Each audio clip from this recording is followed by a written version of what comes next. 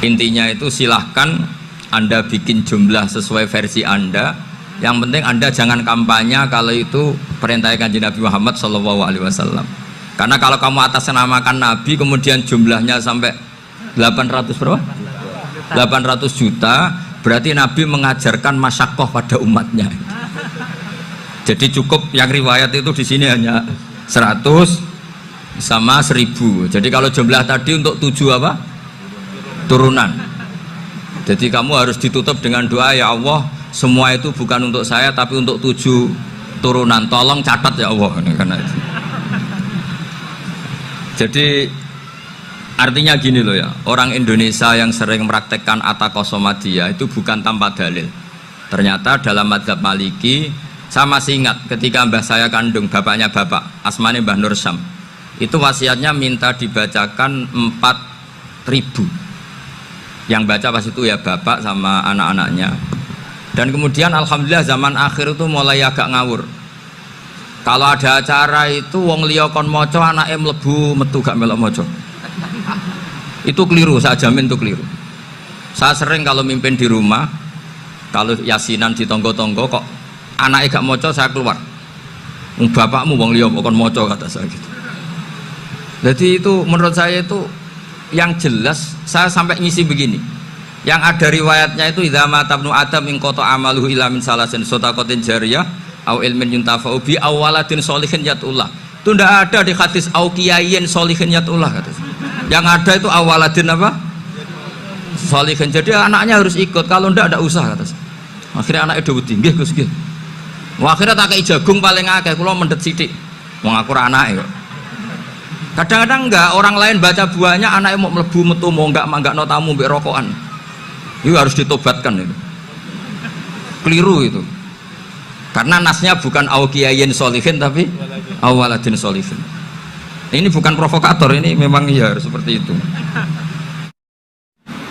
Barokahnya baca ini, dialog-dialog orang pilihan ini akan tersibak. Karena tidak dalam semua kebaikan itu nggak ada logikanya, rata-rata ada logikanya. Misalnya begini, kalau Anda orang soleh, kemudian anak Anda pamit mau sekolah di Jerman, pilihan Anda mengizinkan apa enggak? Karena potensi jadi fasik ya tinggi, karena di tempat-tempat maksiat. Potensi berdakwah dari daerah yang untuk daerah yang tidak ada dai-nya menjadi ada. Itu mesti ulama itu berdebat. Misalnya punya anak pamit mau kembali atau keluarga. Yang satu cara berpikir optimis. Awal ada dai di beberapa negara Eropa itu ya barokahnya imigran, pekerja, mahasiswa. Dan semua itu bumi Allah, harus ada tasbih, harus ada tahmid. Dan itu harus dimulai dari kemauan atau mengizinkan anak asuh kita ke sana. Tapi di sisi yang lain potensi jadi fasik itu tinggi sekali. Pemana iman pas-pasan. Nah, hal-hal seperti ini itu pasti jadi perdebatan. Dan kita harus menjawab. Dan tadi kayaknya di semua Basul Masail Pondok Salafiyah jawabnya pede semua, nggak ada ragu, nggak ada khilaf. Baguslah kalau pede. Meskipun nanti mungkin ada ulama lain yang cara berpikir apa? Berbeda. Sehingga ini saya cerita ya. Sehingga di kitab-kitab fikih, misalnya saya kok hidup di Bali sudah punya komunitas ngaji. Itu kok saya pindah ke Sukorejo sini, banyak ulama yang mengatakan haram karena membiarkan bumi Allah yang sudah pernah ada orang yang sujud kemudian ditinggalkan kosong dan kemudian dikuasai orang yang tidak sujud, jadi dianggap itu pembiaran. Jadi banyak di kitab Qalyubi, sarahnya Mahalli, jika ada seorang muslim yang hidup di negara orang kafir, dia nyaman, tidak dapat teror, itu nggak boleh lagi pindah ke negara Islam yang sehat. Karena takutnya li Allah yastau lial kafir tilkal buka, supaya bumi itu tidak dikuasai orang kafir. Jadi ini hal-hal yang para fuqaha itu harus berdebat. Karena ini masalah-masalah furu'iyah. Sehingga mulai dulu ya banyak ulama yang nyun sewu berpolitik, mulai Wali Songo sampai sekarang alhamdulillah yang minat banyak. Mungkin bedanya ikhlas sama tidaknya. Tapi kalau saya pernah dikeluhin utusan dari ya komunitas. Islam Indonesia itu dulu itu ceritanya banyak yang dari Kamboja. Dari kalau dulu orang cerita itu orang Cempa. Itu setelah di Indonesia besar Wali Songo dan Brawijaya 5 itu sudah mulai oleng, itu singkat cerita mereka berpikir ingin bikin kerajaan apa? Islam di Demak Mintoro dengan raja pertama yaitu Raden Fatah, karena Raden Fatah ini putra Brawijaya. Padahal setelah jadi kerajaan ini era cucu sudah konflik, berebut kekuasaan. Akhirnya sampai jadi Jipang, jadi Jogja, jadi Solo dan seterusnya. Tapi kata Mbah Mun itu tetap barokah kata. Karena orang Islam terus terbiasa mimpin. Sekeliru-keliru sidik, pokoknya orang Islam biasa mimpin. Sehingga zaman Mbah Hashim ya sudah mimpin Masumi, zaman Ki As'ad pengaruhnya besar, sampai sekarang Kiai-Kiai pengaruhnya besar. Nah barokahnya Kiai-Kiai pengaruh besar ini sampai moral jadi ukuran. Misalnya sekarang ada calon bupati kok nggak sholat itu pasti kalah. Jadi sholat itu jadi tolok ukur untuk calon apa? Bupati. Meskipun mungkin punya efek pura-pura sholat, tapi nggak apa-apa lah. Sementing moral ini jadi ukuran. Sementara yang di Thailand, di Patani, itu karena dulu pelajarannya tasawuf, itu orang nggak ambisi mimpin dunia. Tahu-tahu dipimpin. Dan akhirnya nyuwun sewu ya saage Islam-Islam yang dulu terlalu tasawuf karena nggak punya pengalaman memimpin, akhirnya lazimnya konsekuensinya hanya dipimpin. Tapi Islam Indonesia beda karena kulino mimpin itu akhirnya dari orang Islam biasa menjadi Islam yang sholat sampai Islam yang bisa ngaji itu bisa mimpin negara. Tentu yang paling populer dimulai Gus Dur. Jadi ini sesuatu yang barokahnya istihad para kiai, sementing Islam kulino mimpin. Sehingga di Indonesia itu barokahnya itu, kebaikan itu jadi tolok ukur. Ada orang kok terkenal koruptor atau terkenal nyuwun sewu selingkuh atau terkenal apa itu pasti tidak jadi. Karena moral itu menjadi tolok ukur. Dan itu adalah politik para kiai. Jadi ini saya cerita dan itu negara juga akhirnya untung karena seleksi agama sama negara itu sama-sama kiai ya bilang negara harus dipimpin orang soleh, negara juga bilang seperti itu. Nah, ketokohan-ketokohan para beliau-beliau ini yang maulah bekerja sama dengan Umarok. Kita tahu dulu Pak Harto ya rawuh ke sini ketika Muktamar 84, rawuh ke Ki As'ad, ketika mau kembali ke Khittah juga dirembuk oleh ulama dan Umarok.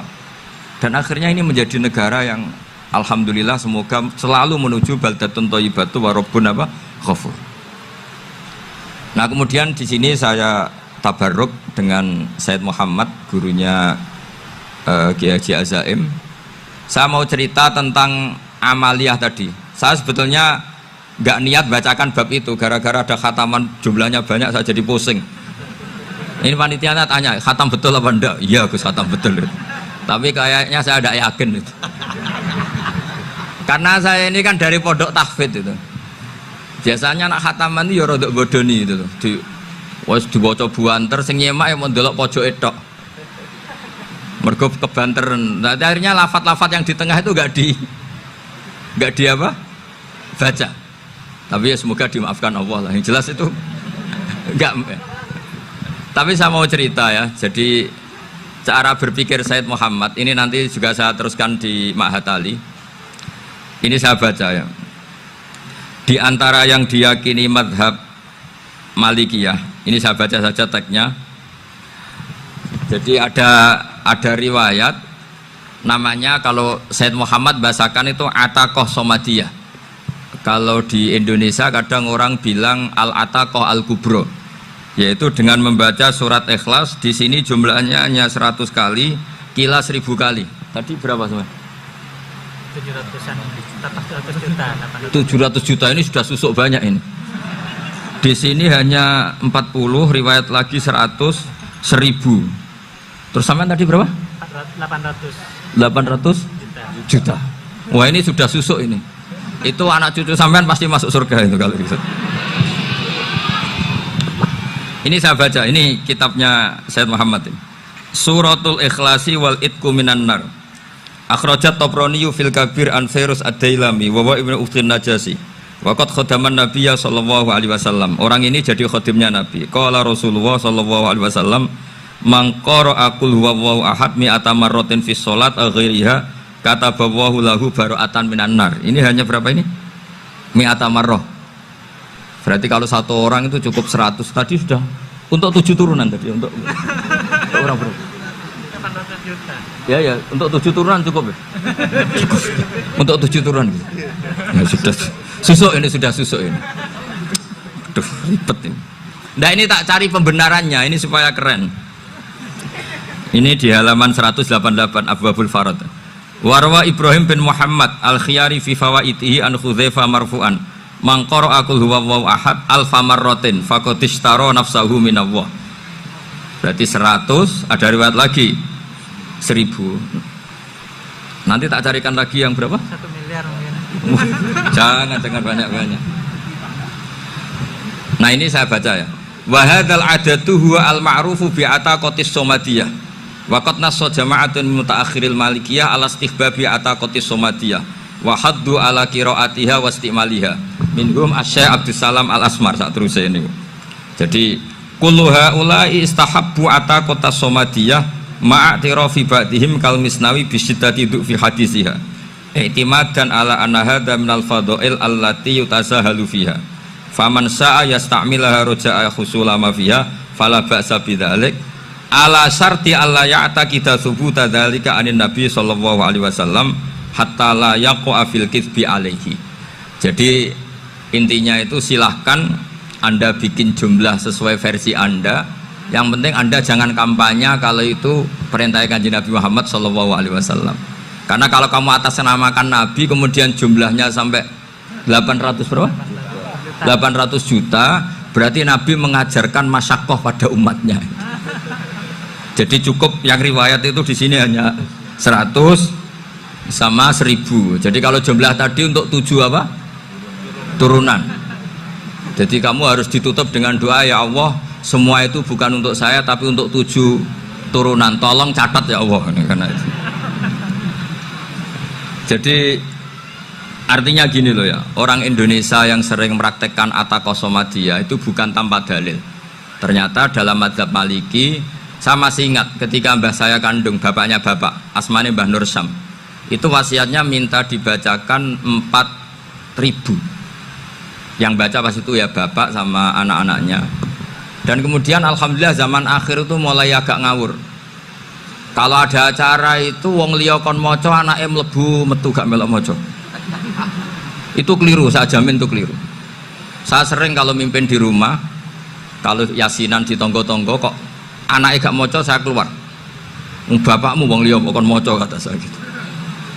Jadi itu menurut saya itu yang jelas. Saya sampai ngisi begini, yang ada riwayatnya itu idza mata ibnu adam in qata amaluhu illa min salasin shadaqatin jariyah au ilmin yuntafa'u bi awaladin sholihin yatullah. Itu tidak ada di hadis au kiyayin sholihin yatullah, kata saya. Yang ada itu awaladin apa? Sholihin. Jadi anaknya harus ikut, kalau ndak ada usah, kata saya. Akhirnya anaknya udah tinggi Gus nggih. Wah, akhirnya tak kei jagung paling akeh, kula mendet sithik. Wong aku ora anake kok. Kadang-kadang enggak, orang lain baca buahnya anaknya mau mlebu metu mau enggak manggakno tamu mbek rokokan. Itu harus ditobatkan itu. Keliru itu. Karena nasnya bukan au kiyayin sholihin tapi awaladin sholihin. Ini bukan provokator, ini memang ya seperti itu. Nah terus tentang tadi la ilaha illallah yang didawuhkan Gus Azaim, la ilaha illallah itu penting sekali, cuma saya mohon itu dielmoni lah. Jadi dulu kalimat ini menjadi spesial karena dielmoni, karena dimulai dari fa'lam annahu la ilaha illallah. Terusannya ayat tuh wastaghfir li dzambika walil mu'minina wal mu'minat. Saya ulang lagi ya. Terusannya ayat tuh wastaghfir li dzambika walil mu'minina wal mu'minat. Makanya menurut madhab Sadili, kamu disuruh baca la ilaha illallah dulu, jangan istighfar dulu. Saya ulang lagi ya. Dalam madhab Sadiliyah itu la ilaha illallah dulu, nggak boleh istighfar dulu. Alasannya masuk akal. Orang yang kafir 70 tahun itu sekali baca la ilaha illallah itu langsung yughfar lahum ma qad salaf.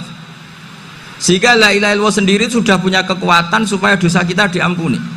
Qul lil ladzina kafaru iyantahu yughfar lahum ma qad salaf. Cara menghentikan kekafiran gimana? Dia melafadzkan la ilaha illallah. Ini kalimat yang begitu saktinya sampai orang yang kafir puluhan tahun itu dosanya semuanya terhapus hanya karena melafadzkan la ilaha illallah. Nah, makanya kata Abdul Hasan Asyadili, wastaghfir li dzambika ay bihadil kalimah. Seseorang sah di istighfar itu kalau melafadzkan la ilaha illallah. Misalnya ada orang kafir mati kafir, sah nggak anak cucunya mengistighfari dia? Tidak sah karena belum melafadzkan la ilaha illallah. Makanya kata Abdul Hasan Asyadili, wastaghfir li dzambika ay bihadil kalimah. Sehingga lafadz ini spesial betul. Tapi kadang-kadang beberapa mursyid cara berpikir lain. Ini kalimah thayyibah harus dibaca orang suci sehingga mendahulukan apa? Istighfar untuk supaya pas ngelafatkan kalimah thayyibah.